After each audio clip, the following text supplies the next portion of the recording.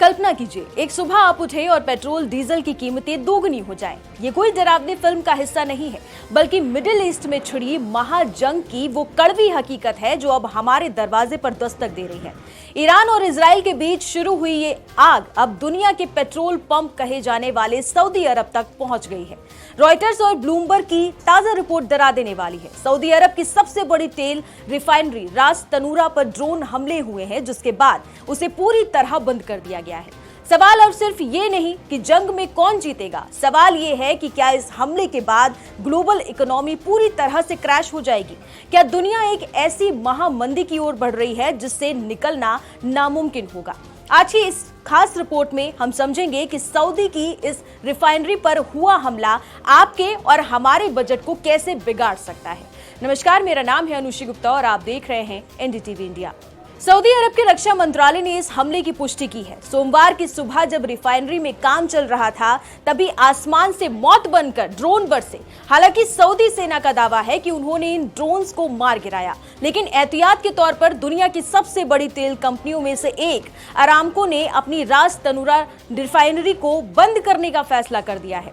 आपको बता दें कि ये कोई मामूली रिफाइनरी नहीं है। यहाँ हर दिन 5,50,000 बैरल कच्चे तेल को रिफाइन किया जाता है। सोशल मीडिया पर वायरल हो रहे वीडियो में रिफाइनरी से धुएं का काला और घना गुब्बार निकलता साफ देखा जा सकता है। हालांकि स्थिति नियंत्रण में बताई जा रही है, लेकिन रिफाइनरी का बंद होना पूरी दुनिया के लिए एक खतरे की बड़ी घंटी है, क्योंकि जब दुनिया के सबसे बड़े तेल उत्पादक के हाथ रुकते हैं तो उसकी धमक पूरी दुनिया के बाजारों में सुनाई देती है। 28 फरवरी को जब अमेरिका और इजराइल ने ईरान पर हमला किया, तभी से तेल की कीमतों में उबाल आना शुरू हो गया था। लेकिन सऊदी की रिफाइनरी पर हुए इस हमले ने आग में घी का काम किया है। लंदन के बाजारों में कच्चा तेल यानी ब्रेंट क्रूड रातों रात करीब 10% महंगा हो गया है। एक्सपर्ट्स इसे तेल मार्केट के लिए एक नाइटमेयर करार दे रहे हैं।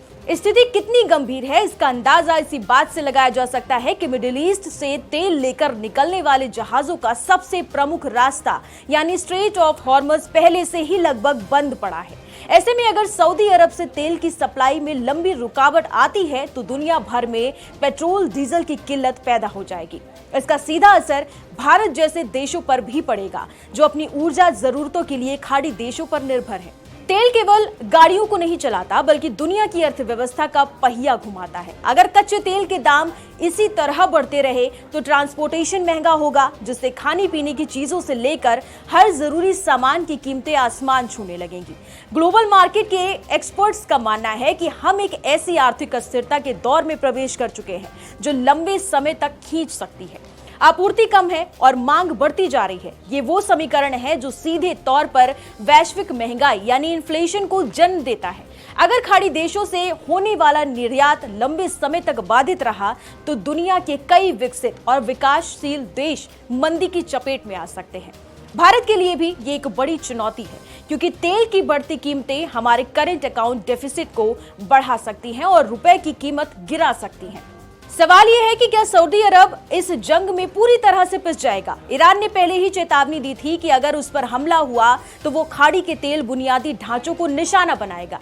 रास तनूरा पर हुआ यह हमला इसी चेतावनी का हिस्सा नजर आता है। अब दुनिया की नजरें अमेरिका और सऊदी अरब के अगले कदम पर टिकी हैं। क्या अमेरिका और इजराइल अपने हमलों को और तेज करेंगे, या फिर तेल की कीमतों को देखते हुए ग्लोबल प्रेशर के बीच शांति का कोई रास्ता निकाला जाएगा। फिलहाल रास तनूरा से उठने वाला धुआं केवल सऊदी की चिंता नहीं है, बल्कि ये उस आर्थिक सुनामी का संकेत है जो पूरी दुनिया को अपनी चपेट में लेने के लिए तैयार खड़ा है। तेल की ये जंग अब ग्लोबल इकोनॉमी के लिए करो या मरो की स्थिति बन गई है।